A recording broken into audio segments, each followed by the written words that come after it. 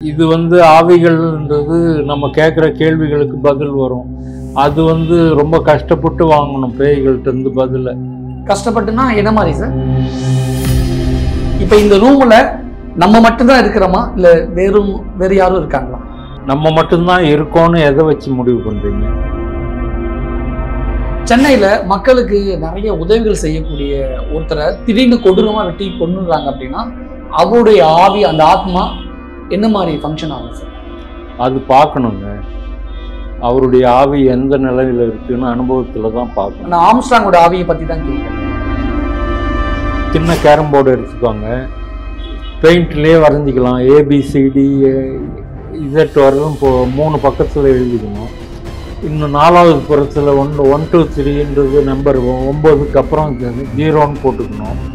நடுவில் ஒரு ஸ்ட்ரைக்கரு இல்லை ஒரு டம்ளர் கவுத்து வச்சு அதில் 2 பேர் கை வச்சாங்கன்னா அது தானாகவே நகரும். 1973 தான் இந்த ஃபீல்டுக்கு வந்தேன். முதல் என்னுடைய பாட்டனார் ஒருத்தருடைய மரணத்தை அருகில் இருந்து பார்த்தேன். உயிர் போகும்போது பேப்பர் படிச்சுக்கிட்டு இருக்காரு. திடீர்னு பேப்பரை தூக்கி போட்டு வேகமாக உள்ளே ஓடுறாரு. நம்மளை சுற்றி ஆவிகள் இருக்காங்க. உங்களால பார்க்க முடியுமா சார்? உணர முடியும். தோராயமா எத்தனை ஆவிகள் சார் இருக்கும்? 4 பேர் இருக்காங்க. 4 பேரா?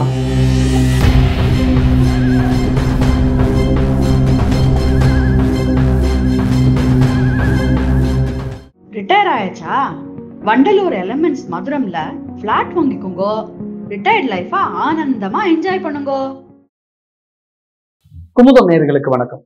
ஆவிகளோடு தொடர்பில் இருக்கக்கூடியவரும் ஆவி உலக ஆராய்ச்சி மையம் வைத்து நடத்தி வரும் விக்கிரவாண்டி ரவிச்சந்திரன் அவர்களுடன் ஒரு சிறப்பு நேர்காணல். சார் வணக்கம் சார். வணக்கம். தமிழ்நாட்டிலேயே ஆவிகளோடு தொடர்பில் இருக்கக்கூடிய ஆவிகள் பற்றிய ஆராய்ச்சிகள் ஈடுபடக்கூடியவர்களை நீங்க தான் நம்பர் 1 அப்படின்னு நடிகர் யஷ்விசேகர் சார் உங்களை பத்தி நிறைய விஷயங்கள் சொல்லியிருந்தாங்க சார். ஆவிகளோடு எப்படி சார் ஒரு மீடியமா செயல்பட முடியும்? ஆவிகளோடு எப்படி ஒரு மனிதர் தொடர்புல இருக்க முடியும்? ஆவிகள் நேரடியா நம்ம கூட பேச முடியாது. அதுக்கு ஒரு உபகரணம் தேவை. அந்த உபகரணமாக நம்மளுடைய உடம்பை உபயோகிச்சுக்குவாங்க. அவங்க உடம்பை உபயோகிச்சுக்கிட்டு நம்ம மூலமாக தான் கம்யூனிகேட் பண்ண முடியும் அவங்களால. எல்லாருடைய உடம்பையும் உபயோகிக்க இயலாது. இயற்கையிலே சில உடம்பு தான் எங்களுக்கு ஈஸியாக இருக்குன்றாங்க அவங்க. அந்த உடம்பு யாருக்கு ஈஸியாக இருக்கோ அவங்கள தான் மீடியம்னு சொல்கிறோம். அந்த வகையில் யார் மீடியமாக இருக்காங்களோ அவங்க மூலமாக பேசுவாங்க. அது இன்னும் கொஞ்சம் எளிமையாக புரிய மாதிரி சொல்லலாமா சார்? ஒருத்தர் உடம்புல ஆவி பூந்துருச்சுன்னு சொல்லுவாங்களே, அதை மீன் பண்ணி சொல்ல வரீங்களா அல்லது எப்படி சார்? அதாவது உடம்பு ஆக்கிரமிக்கிறது நீங்க சொல்றீங்க. அது பேய் பிடித்தல்னு பேரு. ஆவி வேற, பேய் வேற. ரெண்டுக்கு என்ன சார் வித்தியாசம்? ஆவிகள்ன்றது வெள்ளையா இருப்பாங்க, பேய்ன்றது கருப்பா இருக்கும். இருள் சூழ்ந்த நிலையில இருப்பாங்க. பேய்கள்ன்றது எங்கே மரணம் அடைஞ்சாங்களோ அங்கேயே தான் இருப்பாங்க. ஒரு குறிப்பிட்ட இடைவெளியிலே தான் இருப்பாங்க. ஆவிகள்ன்றது எங்கே வேணாலும் போய் வர முடியும். இதுதான் வித்தியாசம். அவங்க அந்த இடைவெளியை தாண்டணும். பேய்கள்னு சொன்னால் ஒரு உடலை ஆக்கிரமித்து தான் ஆகணும். யாராவது ஒரு உடம்பை பிடிச்சிக்கிட்டு தான் போகணும். அதனால் அந்த இடைவெளி அவங்க இருக்கக்கூடிய இடத்துல கிராஸ் பண்ணக்கூடிய ஒரு உடம்பையும் அவங்க ட்ரை பண்ணுவாங்க பற்றி கொள்வதற்கு. அது எந்த உடம்பு அவங்களுக்கு ஈஸியா இருக்கோ அந்த உடம்பு நுழைஞ்சிருவாங்க. இது ஆவிகளும் பண்ணும், பேய்களும் பண்ணுமா? ஆவிகள் அப்படி இல்லை. ஆவிகள் தன்னுடைய கருத்துக்களை தெரிவிக்கிறதுக்காக நம்ம உபயோகிச்சுக்குவாங்க. பேய்கள் அப்படின்றது இல்லை. பேய்கள் சுதந்திரமா நடமாடுறதுக்கே அந்த உடம்பு தேவை. அது ரெண்டுக்கும் வித்தியாசம் இருக்கு. பேய்களால் அப்படியெல்லாம் பதில் சொல்ல முடியாது. இது ஆவிகள்ன்றது நம்ம கேட்குற கேள்விகளுக்கு பதில் வரும். அது ரொம்ப கஷ்டப்பட்டு வாங்கணும் பேய்கள்ட்ட இருந்து பதில. கஷ்டப்பட்டுனா என்ன மாதிரி சார்? ரொம்ப மிரட்டி ஆர்த்தி உருட்டி எல்லாம் பேசணும். நீங்க பேய் ஓட்டுறவங்கள பார்த்துருக்கீங்களா? அவங்க பார்த்தீங்கன்னா மிரட்டுவாங்க. அந்த மாதிரி தான் பதில் வாங்க முடியும். நீங்க மீடியமா செயல்படுறது ஆவிகளுக்கா பேய்களுக்கா? ஆவிகளுக்கு தான். புனித ஆத்மாக்கள் அப்படிலாம் சொல்லுவாங்களே, அந்த மாதிரியா சார்? நீங்க நல்லவரா கெட்டவரா? தெரியலையே சார். இது நாயகன் ஜோக்கு சொல்லக்கூடாது. நீங்க நல்லவரா கெட்டவரா? என்னுடைய மனசாட்சிக்கு தெரிந்து நான் நல்லவன் சார். எதை வச்சு சொல்றீங்க? என் மனசாட்சிப்படி நான் நடப்பேன். அதனால மனசாட்சிப்படி தவறு பண்ண சொல்லுது. மனசாட்சி தவறு பண்ண சொல்லாதுல்ல சார். எல்லாருமே வந்து திருடர்கள் கூட என்ன பண்றாங்க, அவங்க மனசாட்சி செய்யலாமா சொல்றதை வேண்டாமா கேட்கறது செய்யலாமா வேண்டாமான்றது முதல்ல யோசனை வருது. அதுக்கப்புறம் துணிஞ்சு செய்றாங்க. அப்புறம் பழகி போகுது. அந்த தவறு திரும்ப திரும்ப பண்றாங்க. அப்போ மனசாட்சி அவங்களுக்கும் இருக்குல்ல. அப்படி தவறு செய்யறாங்க அப்படின்னா அவங்களுக்கு மனசாட்சியே இல்லைன்னு தானே சார் அர்த்தம். இருக்கு.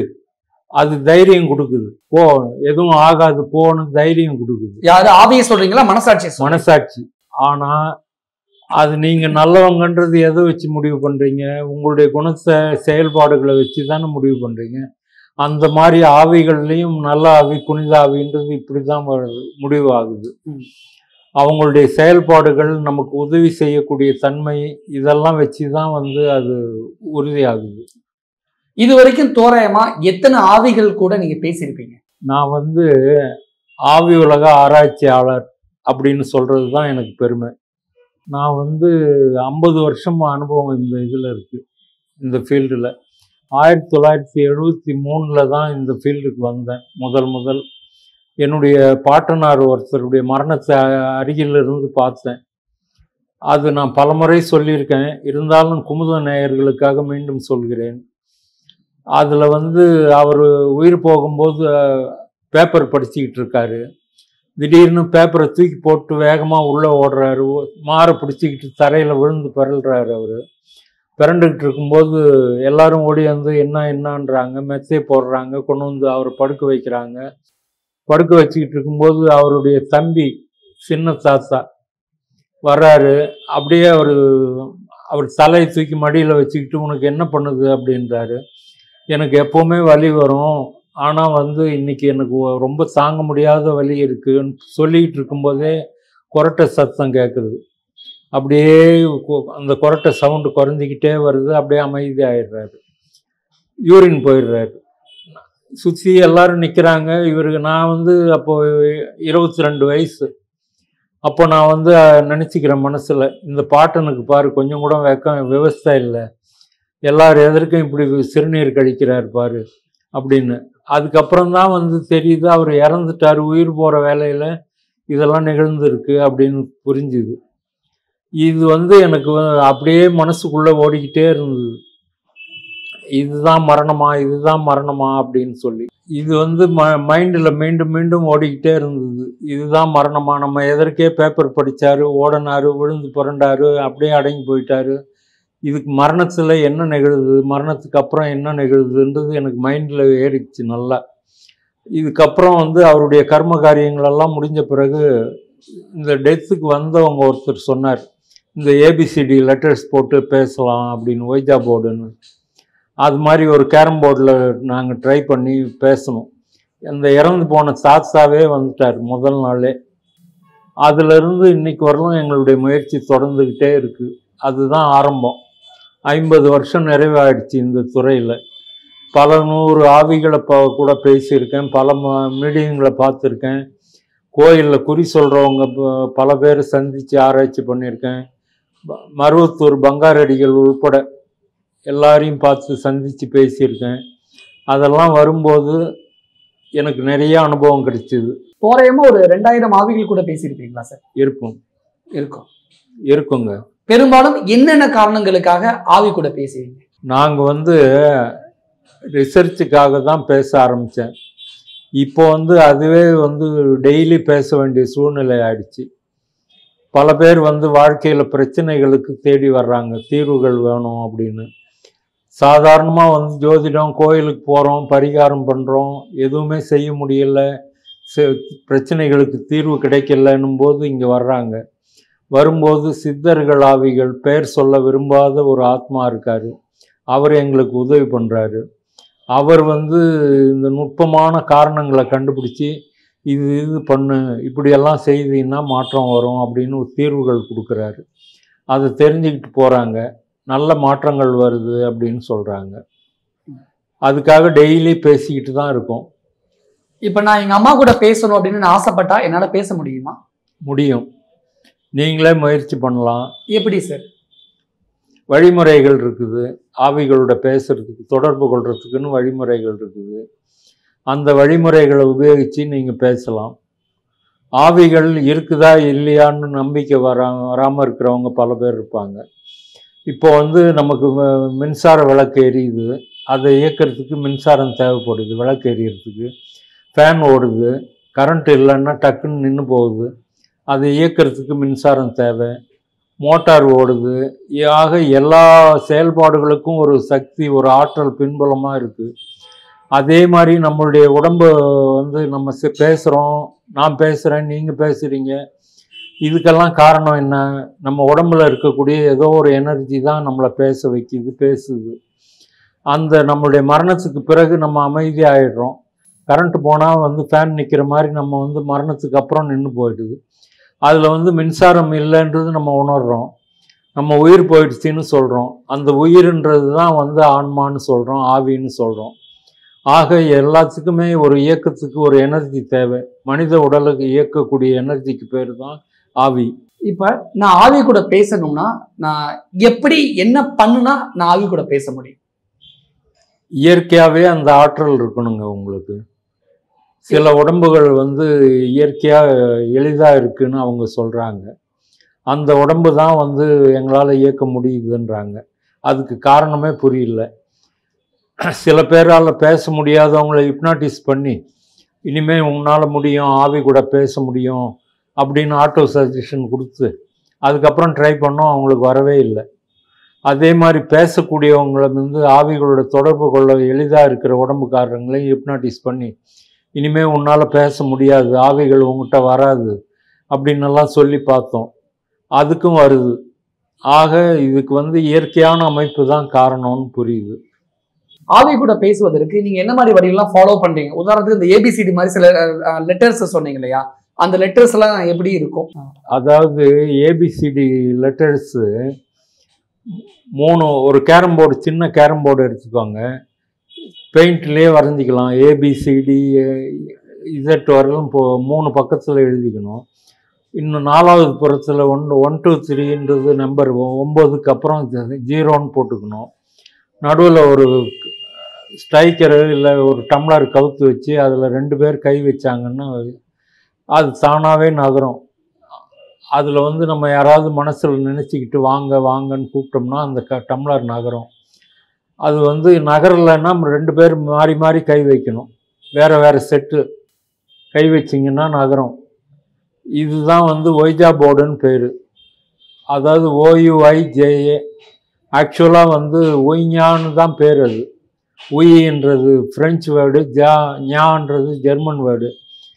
ஒரு ரிசப்ஷனிஸ்ட் ஒரு ஆஃபீஸுக்கு போகிறீங்கன்னு வச்சுக்கோங்க, அங்கே வந்து ரிசப்ஷனிஸ்ட்டு பார்க்குறீங்க, அவங்க முதல் கேள்வி உங்களை பார்த்து என்ன கேட்பாங்க? ஏஸ் அப்படின்வாங்க. ஏஸ்னா வாட் யூ வாண்ட்டுன்னு அர்த்தம். அந்த அடிப்படையில் தான் இந்த ஒய்ஞான்றது பேர். இந்த அதாவது உங்களுக்கு என்ன வேணும் அப்படின்னு ஆவிகள் கேட்குதுன்றதுக்கு தான் இது அர்த்தம். அதை ஒய்ஜா அப்படின்னு பேர் மாற்றினதே நான் தான். நீங்களும் இன்னைக்கு வரைக்கும் இந்த ஒய்ஜா போர்டு மூலமா தான் ஆவிகள் கூட பேசிக்கிட்டு இருக்கீங்களா? ஆட்டோமேட்டிக் ரைட்டிங்னு ஒன்று இருக்குது. அது என்ன சார் ஆட்டோமேட்டிக் ரைட்டிங்னா? நம்ம கையில் வந்து பேப்பர் பேனை வச்சுக்கிட்டு நம்ம வந்து ஆவிகளை நினச்சி மனசில் கூப்பிட்டோம்னு வச்சுக்கோங்க, நம்ம கை தானாகவே இயங்கும். அவங்க நம்ம உடம்பை இயக்கி நம்ம கையை இயக்கி தன்னுடைய கருத்துக்களை வெளிப்படுத்துவாங்க. இதுக்கு பேர் ஆட்டோமேட்டிக் ரைட்டிங், இல்லைன்னா ஆட்டோ ரைட்டிங்னு பேர். இந்த வழிமுறையில் பேசுவோம். மீடியம், நம்ம உடம்புக்குள்ளார ஆவிகளை வரவழைச்சி அது மூலமாக பேசுறது, இப்படியெல்லாம் பேசுகிறோம். ஒய்ஜா போர்டு வந்து ஆரம்ப நிலை, அதெல்லாம் மாறிடுச்சு. அதுக்கு மேலே அட்வான்ஸ் ஸ்டேஜ் எங்களுக்கு. ஆவிகள் கூட பேசுவதற்கு 2-3 மீடியம் இருக்கு அப்படின்லாம் சொன்னீங்க, ஆட்டோமேட்டிக் ரைட்டிங்லாம் சொன்னீங்களா சார்? அப்படி இப்போ ஆவிகள் கூட பேசுறதுக்கு ஏதாவது வாய்ப்புகள் இருக்குமா? யார் மூலம்? ஆட்டோமேட்டிக் ரைட்டிங் மூலமா என்னை வச்சு எதாவது பேச முடியுமா? உங்களுக்கு பயிற்சி கொடுக்கணும், வருதான்னு பார்க்கணும், அனுபவத்தில் பார்க்கணும். அதெல்லாம் போக போக பார்த்துக்கலாம். என்னை வச்சு நீங்கள் பேச முடியுமாங்க சார்? ட்ரை பண்ணி பார்க்கலாம். உங்களுக்கு வருதா, உங்கள் மூலமாக வருதான்னு பார்க்கலாம். இன்னைக்கு முடியாதுங்க, அதுக்கான நேரம் எடுக்கும். ஓகே, பார்க்கலாம். சார் நான் ஒரு விஷயம் கேட்பேன், நீங்கள் உண்மையாக தான் சொல்லணும். இப்போ இந்த ரூமில் நம்ம மட்டும்தான் இருக்கிறோமா, இல்லை வேறு யாரும் இருக்காங்களா? நம்ம மட்டும்தான் இருக்கோன்னு எதை வச்சு முடிவு பண்ணுறீங்க? கண்ணுக்கு தெரிஞ்சது உங்களுக்கு, கண்ணுக்கு இந்த காட்சிக்கு புலனாகிறத வச்சு தானே முடிவு பண்ணுறீங்க. காட்சிக்கு புலனாகாமல் எவ்வளோ பேர் இருக்காங்க. ஒரு உதாரணம் சொல்லணும்னா, உங்களுக்கு வந்து டிவி பார்த்துக்கிட்டு இருக்கீங்க, இல்லை ரேடியோ கேட்டுக்கிட்டு இருக்கீங்க, கரண்ட் போகுது, இல்லை ரேடியோவை ஆஃப் பண்ணுறீங்க, பாதியில் கரண்ட் போகுது. அந்த பேசிக்கிட்டு இருந்த உருவங்கள், டிவியில் பார்த்துக்கிட்டு இருந்த உருவங்கள் எல்லாம் எங்கே இருக்காங்க? காற்றில் மிதந்துக்கிட்டு இருக்காங்க, எலக்ட்ரானிக் வடிவத்தில் இருக்காங்க. நம்ம டியூன் பண்ணும்போது வர்றாங்க. அதே மாதிரி தான் நம்மளை சுற்றிலும் ஆவிகள் இருக்காங்க, நிறைந்து இருக்கிறார்கள். நம்ம குறிப்பிட்ட வழிமுறையில் அவங்கள கூப்பிடும்போது நம்மளோட தொடர்பு கொள்கிறாங்க. இதுதான் அடிப்படை உண்மை. உங்களை பார்க்க வரவங்க கை குழந்தைங்க கூட்டிட்டு வரக்கூடாது, சின்ன பசங்களை கூட்டிட்டு வரக்கூடாதுன்னு சொல்றீங்க சார். என்ன காரணம் சார்? அதாவது இங்கே வர்றவங்கெல்லாம் பாதிக்கப்பட்டவங்களா வருவாங்க. அவங்ககிட்ட இருந்து சுலபமாக குழந்தைகள் பாதிக்கப்படுவாங்க. அதுக்காக தான் நாங்கள் அப்படி ஒரு கண்டிஷன் வச்சுருக்கோம். இந்த ரூம்ல நம்மளை தாண்டி சில விஷயங்கள் இருக்கா? இருக்கா? என்ன மாதிரியான விஷயங்கள்? ஆவிகள் தான். நம்மளை சுற்றி ஆவிகள் இருக்காங்க. உங்களால பார்க்க முடியுமா சார்? உணர முடியும். தோராயமா எத்தனை ஆவிகள் சார் இருக்கும்? 4 பேர் இருக்காங்க. 4 பேரா? ஆமாம். ஏன் சார் நம்மளை சுற்றி இருக்காங்க? ஏன்னா எங்கள் நண்பர்கள் எங்கள் கூடவே எங்களுக்கு உதவி செய்கிறவங்கெல்லாம் இங்கே தானே இருக்காங்க. ஓகே. இங்கே தானே தங்கி இருக்காங்க. அவங்களும் இப்போ வேடிக்கை பார்க்குறாங்க. இதனால எங்களுக்கு ஏதாவது ஒன்றும் ஆகாது. எப்படி சொல்றீங்க? ஒன்றும் ஆகாது. எங்களுடைய நண்பர்கள் தானே, உங்களுக்கு ஏன் கெடுதல் பண்ண போகிறாங்க? ஆவிகள் கூட நம்ம பேசும்போது நல்லது கெட்டதை வாங்கி சம்மந்தப்பட்டவங்க சொல்லும் பொழுது நம்மளுடைய உடம்பை ஏதாவது அஃபெக்ட் பண்ணிடும்ல, அல்லது அந்த ஆவி நம்மளை அடிச்சிடும்ல, நம்மளை சாச்சிடும்ல, அப்படி ஏதாவது உங்களுக்கு நடந்திருக்கா? நீங்கள் ஏன் நெகட்டிவாகவே திங்க் பண்ணுறீங்க? நிறைய விஷயங்கள் இப்படிதான் கேள்விப்பட்டிருக்கேன் சார். அதனால சினிமா தான் காரணம். இல்ல நிறைய பேர் சொல்லி வாய்மொழியா சொல்லியே நாங்க கேள்விப்பட்டோம். அதுதான் சொன்னேன், பேய் அனுபவங்கள் தான் அது சொல்றாங்க. பேய் ஓட்டுறவங்களுக்கு தான் இப்படி அட்டாக் பண்ணும். ஆமா. அது இல்லாம வந்து டிவிக்காரங்க பாத்தீங்கன்னா எல்லா தொலைக்காட்சியிலுமே பேய் இருக்கான்னு தான் பேசுறாங்க. ஆவி இருக்கான்னு கேட்கவே மாட்டேன்றாங்க. அது ஏன் உங்களுக்கு வந்து அந்த வாயில வரமாட்டேன்னுது?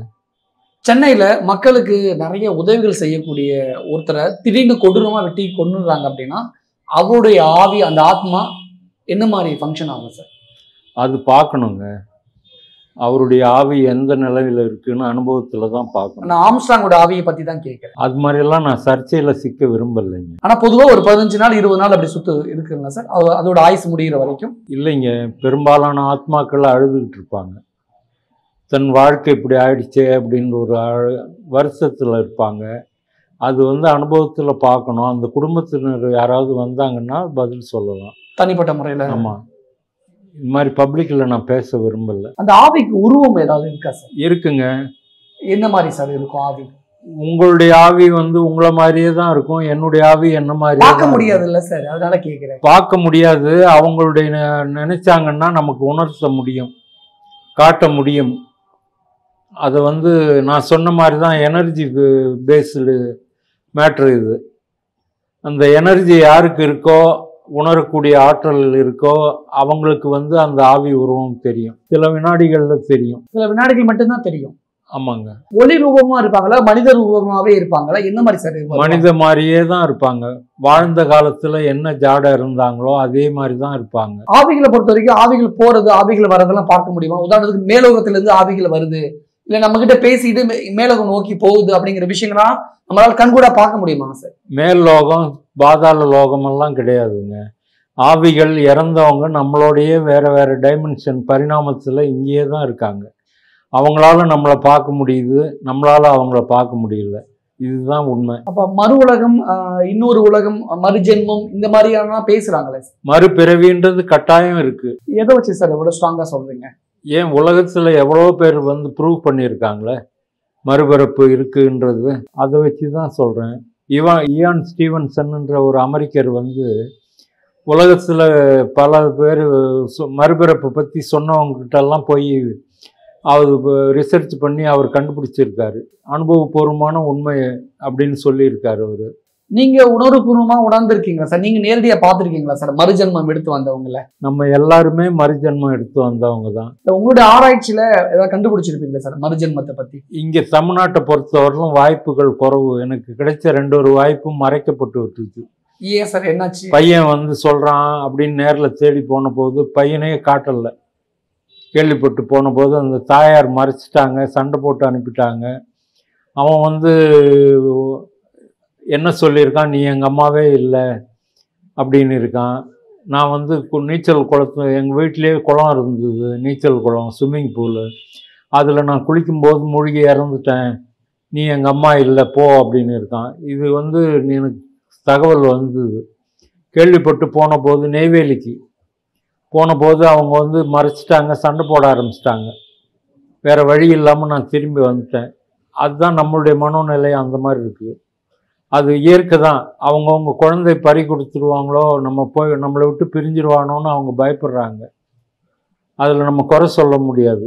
மறுஜென்மம் இருக்குன்னு நீங்க சொல்ற மாதிரி இதற்கு முந்தின ஜென்மம்னு ஒண்ணு இருந்திருக்கும் இல்லையா? அதை பத்தி ஆராய்ச்சிகள்லாம் பண்ணிருக்கீங்களா?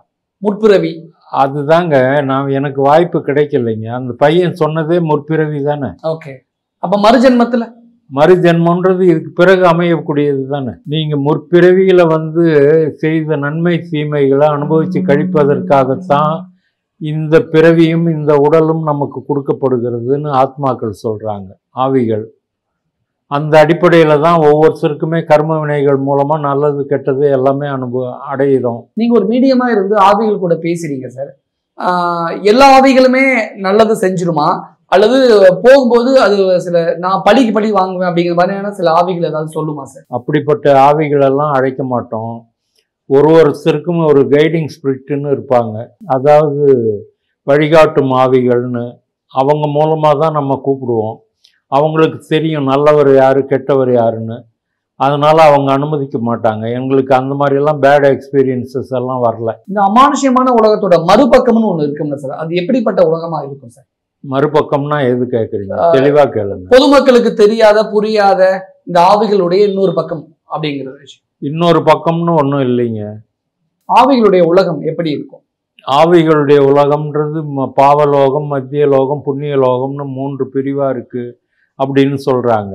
வாழ்கின்ற காலத்தில் செய்த நன்மை தீமைகளுக்கு ஏற்றபடி அந்த உலகம் அமையுது. அவங்க அதுக்கு தகுந்த மாதிரி மறுபிறப்பு கொடுக்கப்படுதுன்னு சொல்கிறாங்க. அது ஒரு ஞான உலகம்னு தான் சொல்லணும், ஆவிகள் உலகம். ஆவிகளை பொறுத்த வரைக்கும் இன்னொருத்தரோட உடம்புக்குள்ள பூர முடியாது, பேய்களை பொறுத்த வரைக்கும் தான் இன்னொருத்தரோட உடம்புக்குள்ள பூர முடியும், அப்படிதான். ஆவிகளும் நுழைய முடியும், ஆனா கெடுதல் பண்ண மாட்டாங்க ஆவிகள். அப்புறம் இந்த பில்லி சுனியம் ஏவல்லாம் சொல்றாங்களா சார், மோகினி ஏவி விட்டுருக்கேன், குட்டிச்சாத்தனை ஏவி விட்டுருக்கேன், இந்த மாதிரியான விஷயங்கள் பேசுறாங்களா சார்? இதெல்லாம் ஆவிகளா பேய்களா? அது பேய்கள் தான். ஆவிகள் ஆவிகள்ன்றது சாந்தமான ஆவிகள். என்ன மாதிரியான வேலைகள்லாம் ஆவிகள் பண்ணும் சார்? என்னோட வாழ்க்கையில ரொம்ப கெட்டதாவே நடந்துக்கிறதுக்கு கஷ்டம், ரொம்ப கஷ்டத்தை அனுபவிச்சுக்கிட்டே இருக்கேன், நல்லதே நடக்கல அப்படிங்கிற பட்சத்துல அது என்ன காரணம் அப்படின்னு கண்டுபிடிச்சு அதுக்கு தீர்வுகள் சொல்லுவாங்க. உங்களையே செய்ய சொல்லுவாங்க, என்னென்ன மாதிரி மாற்றங்கள் பண்ணிக்கோன்னு. அதுவே ஒரு உதவி தானே.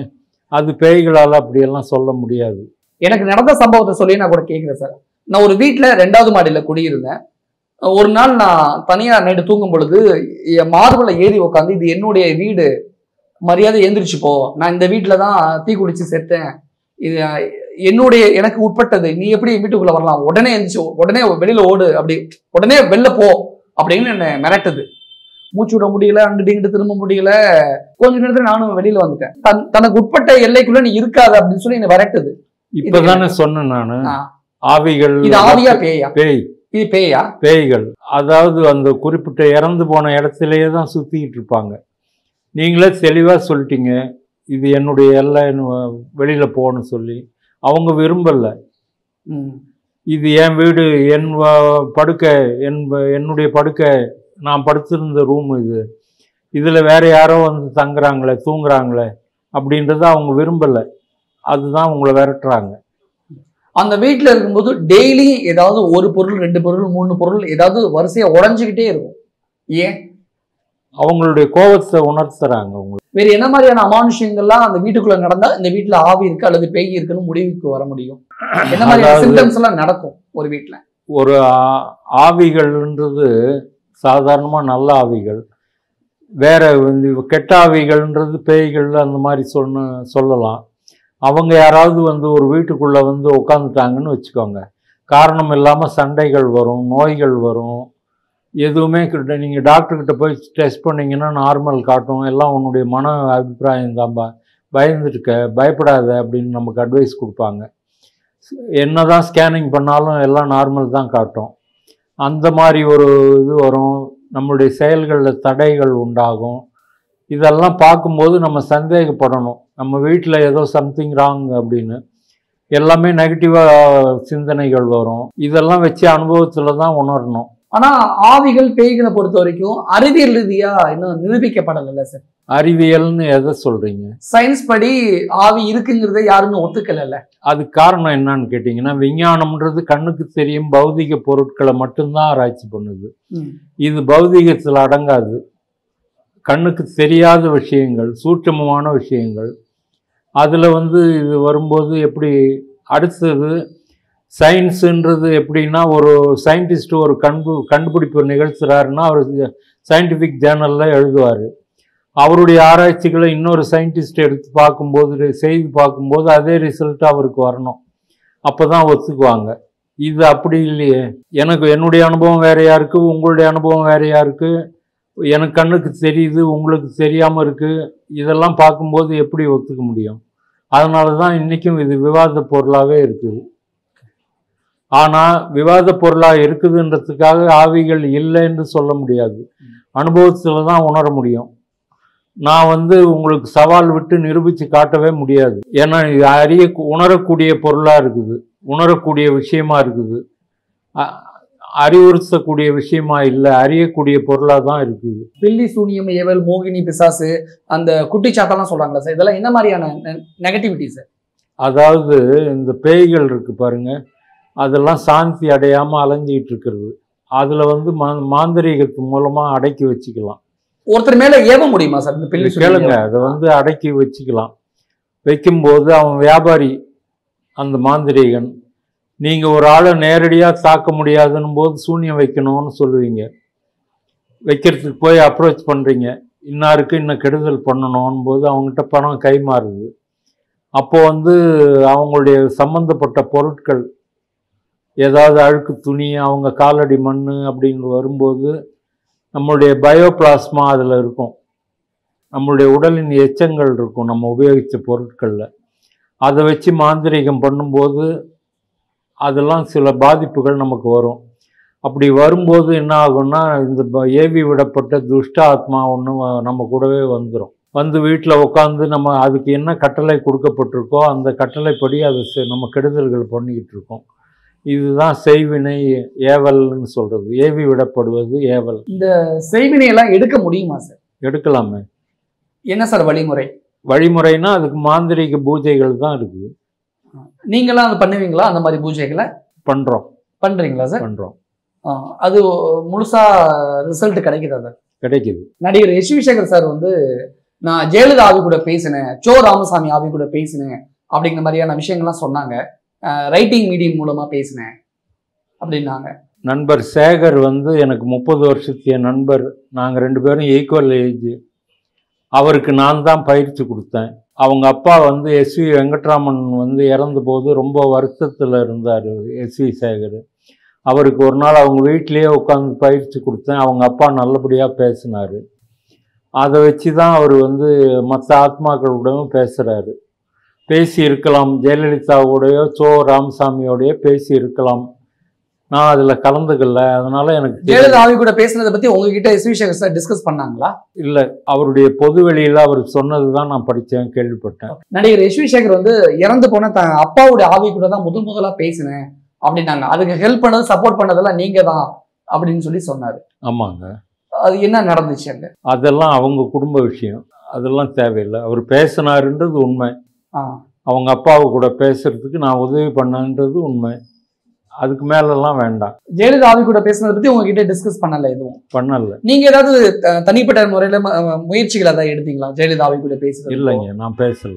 நான் அப்படியெல்லாம் முயற்சி பண்றது இல்லைங்க. ரிட்டையர் ஆயாச்சா? வண்டலூர் எலிமெண்ட்ஸ் மதுரம்ல பிளாட் வாங்கிக்கோங்க. ரிட்டையர்ட் லைஃபா ஆனந்தமா என்ஜாய் பண்ணுங்க.